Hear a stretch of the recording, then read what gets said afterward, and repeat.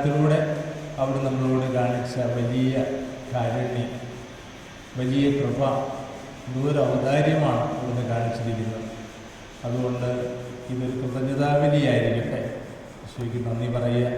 നമ്മളൊക്കെ കുർബാനയിൽ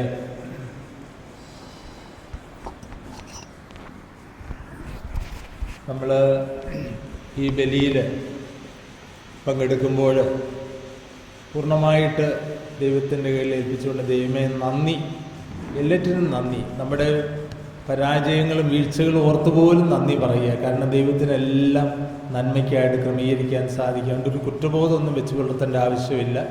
നീ കഴിഞ്ഞ വീഴ്ചകൾ ദൈവമേ ഇതൊക്കെ അവിടുന്ന് അനുവദിച്ചു, ഞാൻ വീഴാനിടയായി, തെറ്റുകളുണ്ടായി, ദൈവമേ എല്ലാറ്റിനും ഓർത്ത് നന്ദി പറയുന്നു. അതുകൊണ്ട് ഇനിയുള്ള ജീവിതം വിശുദ്ധിയോടെ നിർവഹിക്കുവാനുള്ള, നയിക്കാനുള്ള കൃപയ്ക്ക് വേണ്ടി പ്രാർത്ഥിക്കുക.